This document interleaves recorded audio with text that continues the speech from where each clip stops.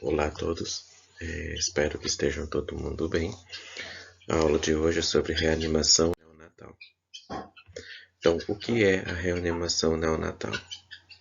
É quando acontece uma parada brusca da respiração e o paciente tem uma PCR, que é a parada cardiorrespiratória. Então, como a gente vai identificar um paciente que pode entrar em VCR ou a patologia pode levá-lo a ter uma PCR. Então, identificação do RN que necessita de cuidados especiais. O RN é de termo, então a gente questiona, é nascido de 37 a 42 semanas, então é dentro da normalidade. Abaixo é pré-termo e acima é pós-termo. Então, o pré-termo pode ter uma incidência maior e o pós-termo também, devido à patologia ou à terminologia que pode agravar o quadro clínico. Por exemplo, uma mãe diabética. Então, a tendência do RN é nascer diabético ou não. Então, isso é muito variável. Então, a gente precisa ter todo um cuidado. Está respirando adequadamente? Então, o RN está saturando 100%? Está saturando acima de 94%? Abaixo, pode ser que ele esteja em sofrência respiratória. Está chorando? Então, o RN nasceu chorando? Se nasceu chorando, está normal. Se não, não está adequado. Então, é um questionamento e uma pergunta que a gente tem que sempre manter em nosso pensamento. Se está respirando adequadamente, se está chorando. RN está rosado. Então, se o RN está rosado, ele está normal. Se ele apresenta cianose de extremidade ou cianose de alguma parte do corpo, a gente já fica esperto porque alguma coisa não está normal. Está com a mucosa oral rosada, então se ele apresenta a mucosa rosada, então significa que todo o sistema desse paciente está normal, se não, a gente já continua o questionamento. Será que essa criança está com a circulação normal? Será que está adequado? Apresenta tônus muscular normal, então você eleva o membro, ele consegue segurar o braço, você eleva a perninha, ele consegue mexer. Então, se está tudo normal, se ele não está largado, aquele RN que você pega no braço, você solta, está tudo largado. Então, é um questionamento que você também tem que estar bastante atento. Continuando a identificação, sem mecônico no líquido amniótico que envolve o embrião, que é aquele líquido que está presente dentro do útero. Então, se dentro daquele líquido não tem mecônio, porque se existe a presença de mecônio, provavelmente ou não, esse RN pode ingerir esse mecônio, daí que já gera lá outra patologia que a gente estudou anteriormente, que é a síndrome da aspiração de mecônio. Então, eu tenho que observar isso também.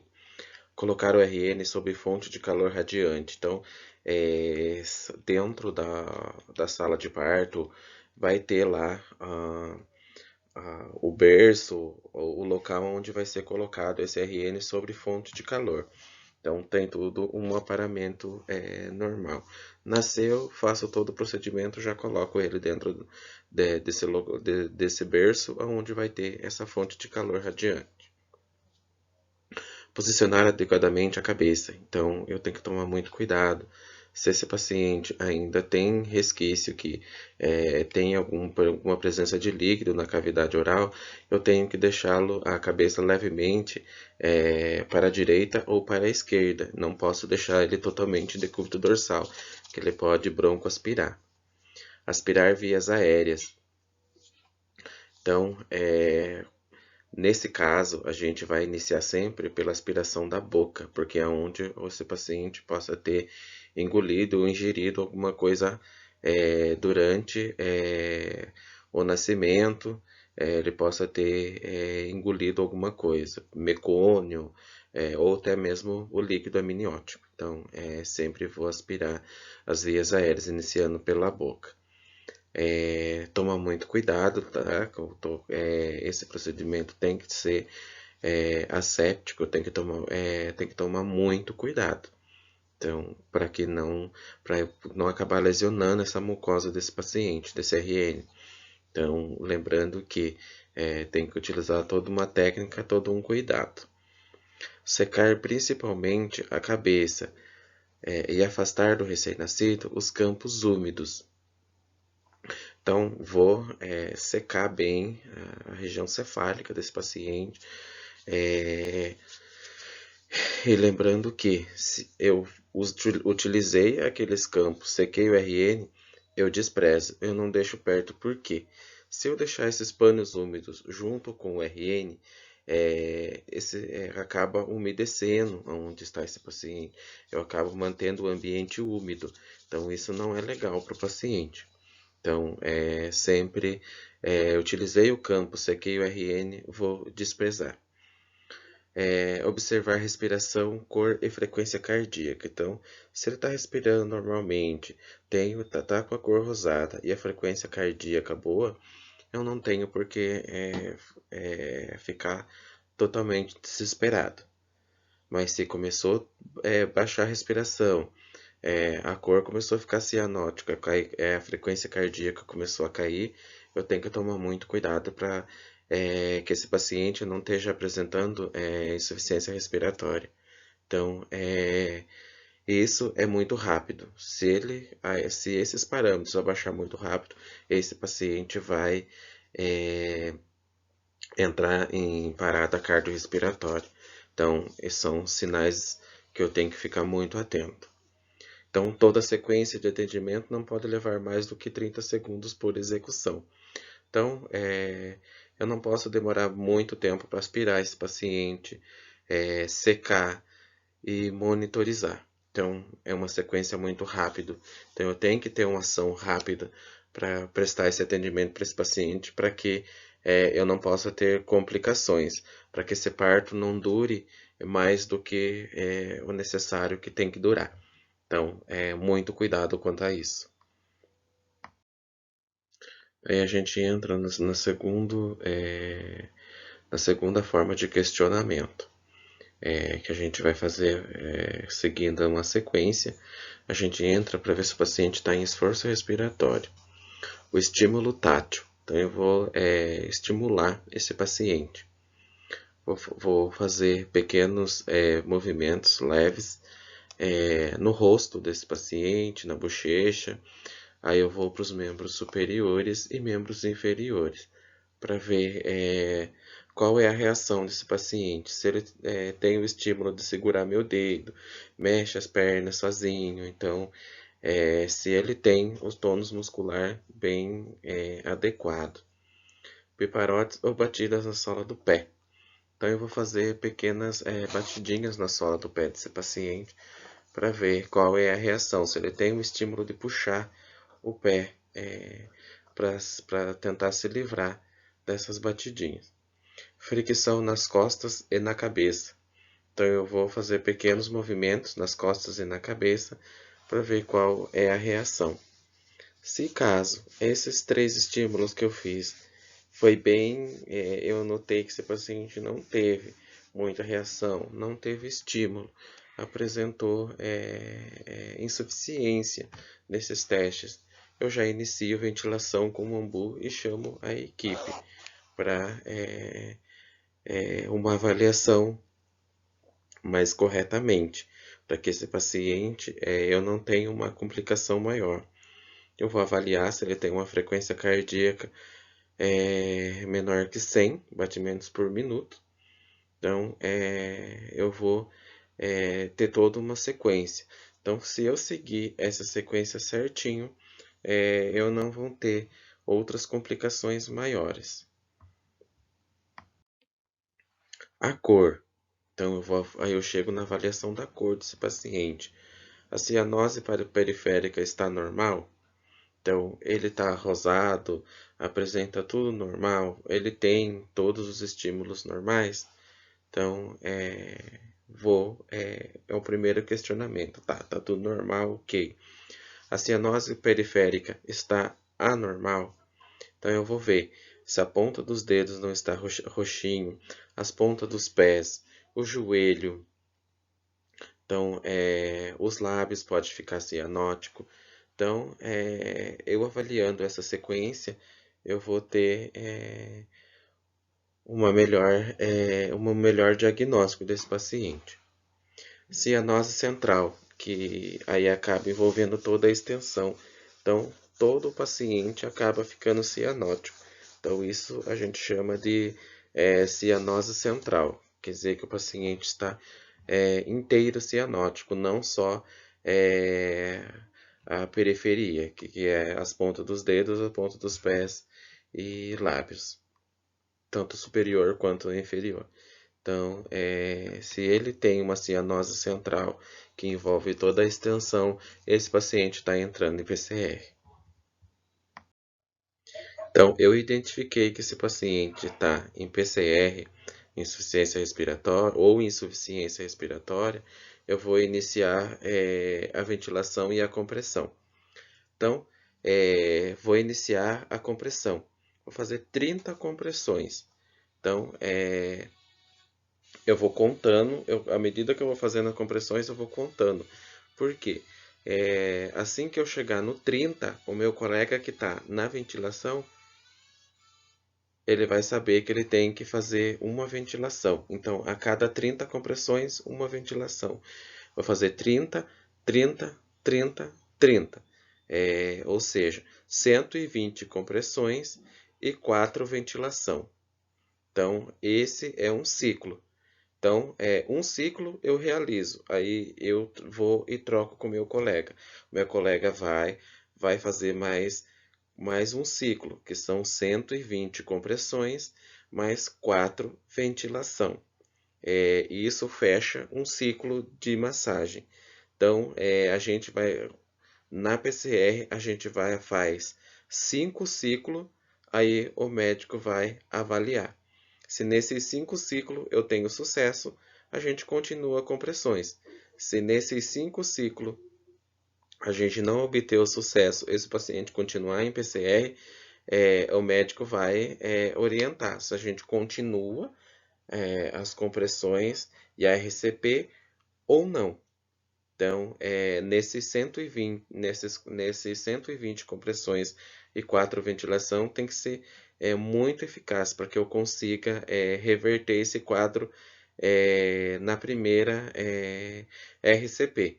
Porque quanto mais tempo esse paciente fica parado, mais lesão cerebral esse paciente vai ter. Então, por isso que a gente fala que tempo é cérebro. Então, quanto menos tempo esse paciente estar parado, tiver em PCR, melhor vai ser, mais sucesso vai ser a minha RCP. Então, eu vou manter a ventilação por pressão positiva com máscara, ou seja, com ambrú apropriado para a idade. Então, eu vou testar essa máscara nesse paciente. Tem que ser adequado por quê? Porque eu não posso ter escape de ar. Porque se eu fazer uma ventilação ineficaz, eu estou comprimindo o coração, eu estou fazendo ele funcionar, porém eu não estou enviando oxigênio suficiente, eu não estou fornecendo oxigênio suficiente para esse paciente. Lembrando que o ambu tem que estar conectado na rede de oxigênio. Então, tudo tem que seguir uma sequência correta. Então, eu tenho que fazer esse ciclo de massagem, esse ciclo de ventilação adequadamente, para que eu possa ter uma eficácia dessa parada, para que eu consiga reverter o quadro desse paciente, que ele não tenha lesões, lesões ou complicações cerebrais futuras. Então, eu realizando essa sequência corretamente, sem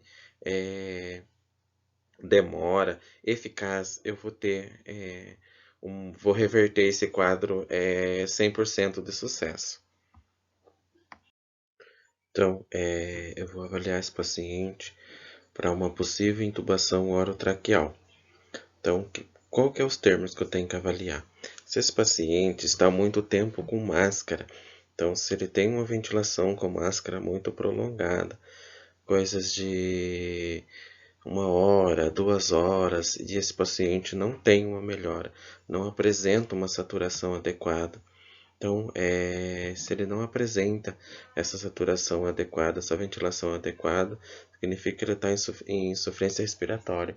Ele não está sendo muito mais capaz de fazer essa troca gasosa, essa respiração eficiente sozinho, sem a necessidade de intervenção. Ventilação inefetiva com máscara. Então, se eu tenho uma máscara que não está ventilando corretamente, não está fornecendo a quantidade de O2 suficiente, eu vou ter que realizar uma intervenção. Então, eu vou ter que estar avaliando para uma possível intubação. Então, necessidade de aspiração traqueal. Se eu estou aspirando esse paciente, porém o nível de secreção não diminui, eu tenho uma quantidade de secreção maior na traqueia, por mais que eu introduza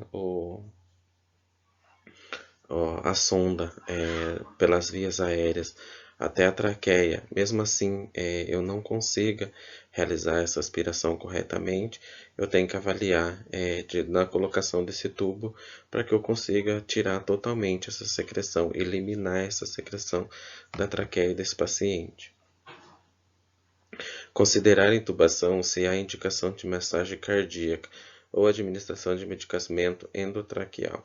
Então, se esse paciente está em PCR, sucessivamente eu vou ter que intubar esse paciente. Apresentou PCR, eu inicio compressão, a ventilação por ambu, porém o material de intubação tem que estar pronto, porque se esse paciente está parado, ele não está respirando. Então, eu vou ter que realizar intubação orotraqueal, para que o ventilador faça a função da respiração, ou administração de medicamentos endotraqueal. Então, se eu tenho a indicação de medicamentos endotraqueal, eu não consigo um acesso venoso nesse paciente. Ele é de difícil acesso, então, acesso venoso. Então, eu vou administrar esse medicamento pelo tubo. Então, isso também se indica intubação orotraqueal. Qual que é o material que eu vou precisar para realizar uma intubação orotraqueal nesse paciente? Eu tenho que manter isso na mão, eu tenho que deixar isso separado em cima de uma bancada. Material para aspiração. O que é o material para aspiração?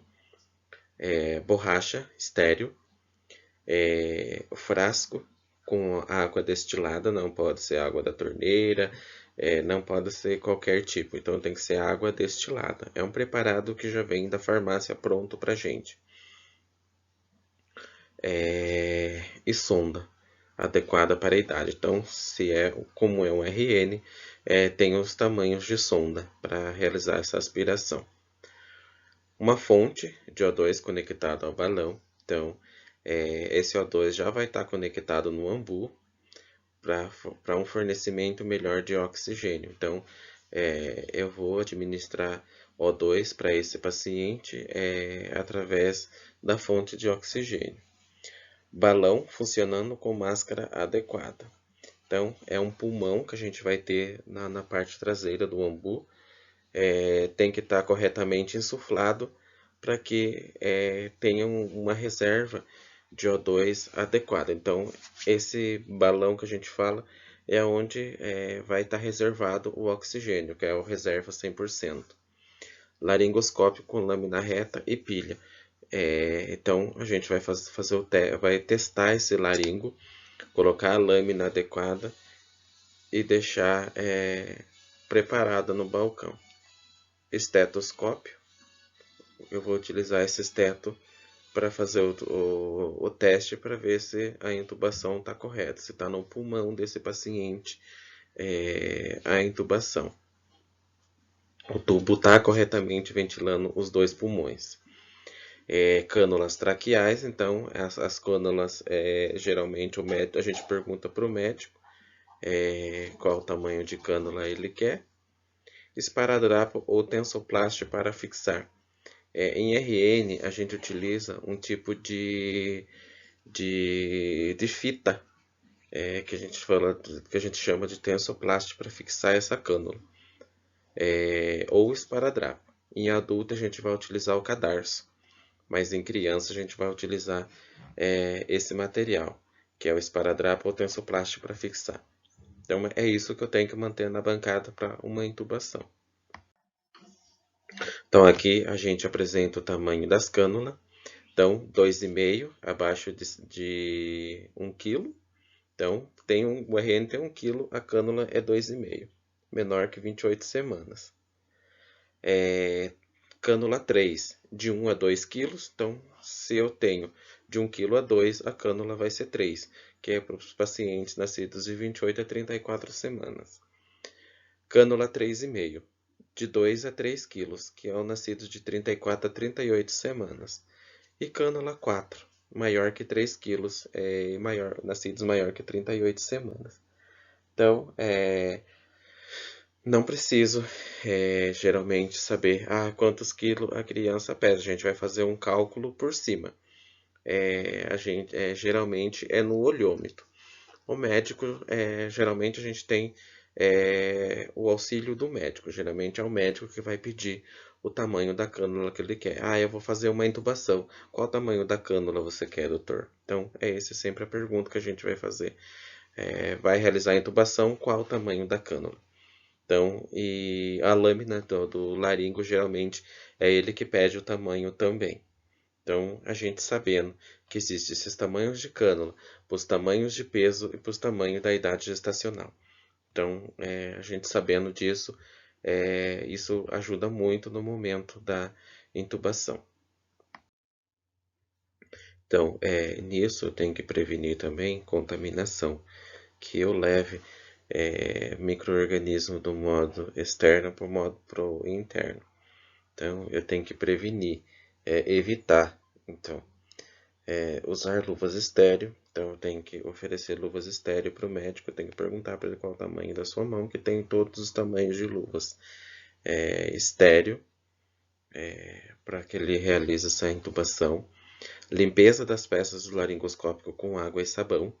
Então, eu tenho que manter sempre higienizado. Posso passar álcool 70 também, não tem problema. Isso é importante para manter micro-organismo longe dessas peças de laringo. Utilizar cânulas, sonda e fio-guia se necessário. Então, o que é o fio-guia? O fio-guia nada mais é do que um fio de cobre. A gente envia para o centro cirúrgico, esteriliza, e esse fio-guia a gente introduz dentro da cânula orotraqueal para uma melhor intubação. Tem médico que utiliza, tem médico que não. Então, por isso que essa é necessário.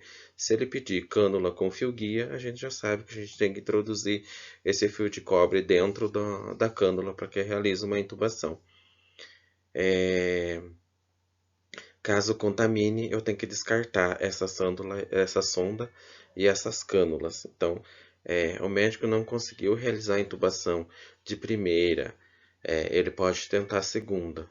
2 vezes tudo bem. Na terceira você descarta essa cânula e pega uma nova. Se eu aspirei esse paciente às vias aéreas, por exemplo, aspirei a boca e aspirei o nariz, eu não posso introduzir essa sonda dentro da cânula. Então, o que eu tenho que fazer? Eu tenho que desprezar todo o material, pegar um material novo, luvas estéreo, sonda estéreo, para que eu possa aspirar essa cânula. Então, a cânula tem que ser o procedimento estéreo. Eu não posso fazer nada com luvas de procedimento. Então, eu tenho que estar calçado com luvas de procedimento e uma luvas estéreo por cima. Então, para que eu realize essa intubação dessa cânula, essa aspiração dessa cânula. Então, utilizei, eu descarto, jogo fora. Eu não posso utilizar a mesma sonda que eu aspirei as vias aéreas, eu não posso utilizar a mesma sonda para aspirar a cânula. Então, eu tenho que realizar o descarte logo após o uso.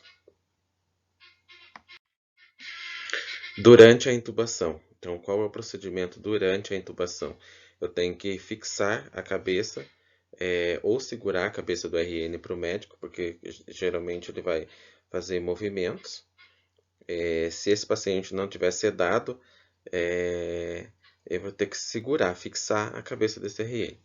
Fornecer o material ao médico, então ele vai pedindo, eu vou fornecendo a ele, porque ele não pode se contaminar ou contaminar a mão que ele está fazendo a realização da intubação. Posicionar traqueia se solicitado, então eu vou fazer pequenos movimentos na traqueia, caso o médico solicite, geralmente não precisa. E oferecer oxigênio. Realizou a intubação, eu vou fornecer oxigênio. Intubou o paciente, o médico avaliou que está posicionado no lugar, eu vou fornecer oxigênio. O que é fornecer oxigênio? Vou colocar o ambu,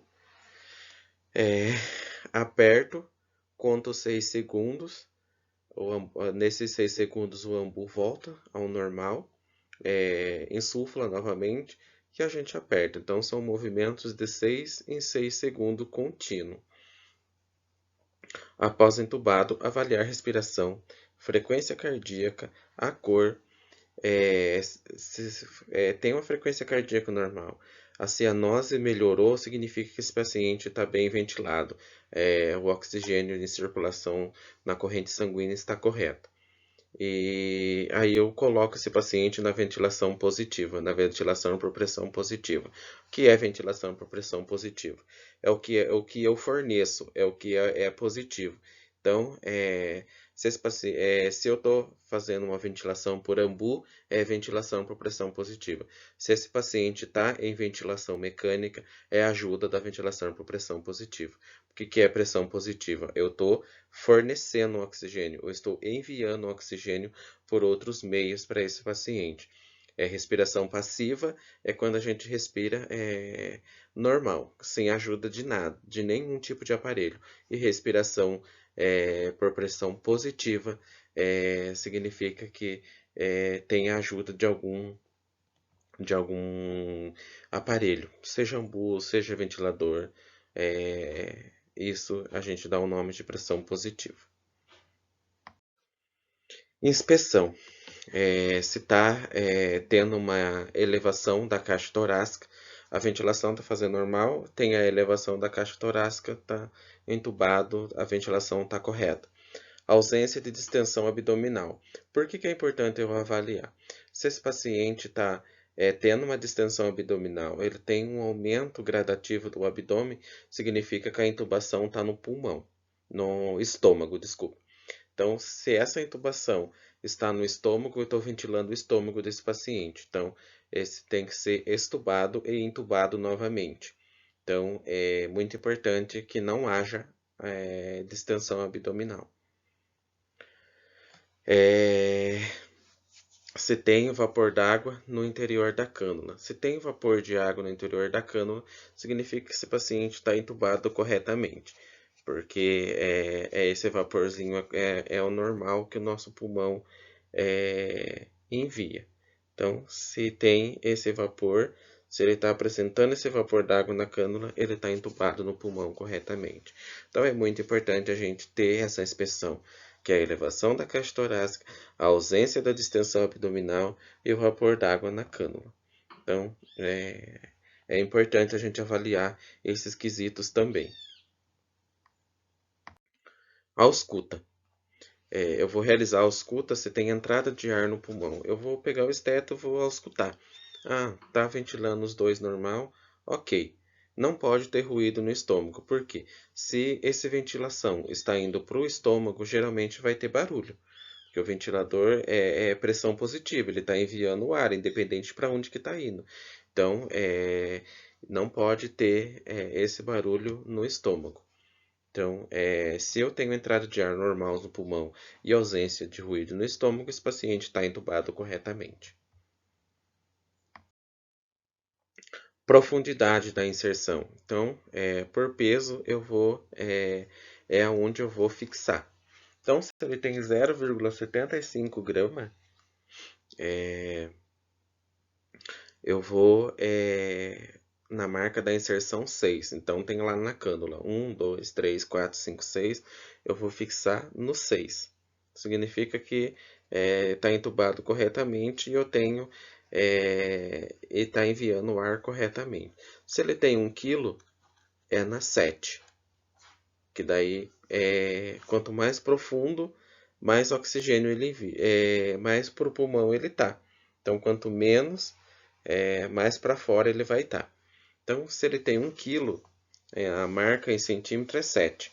Se ele tem 2 kg, a marca em centímetro é 8. Se ele tem 3 kg, a marca em centímetro é 9. Se ele tem 4 kg, a marca do centímetro é 10. Então, se ele tem 4 kg, eu vou fixar no 10.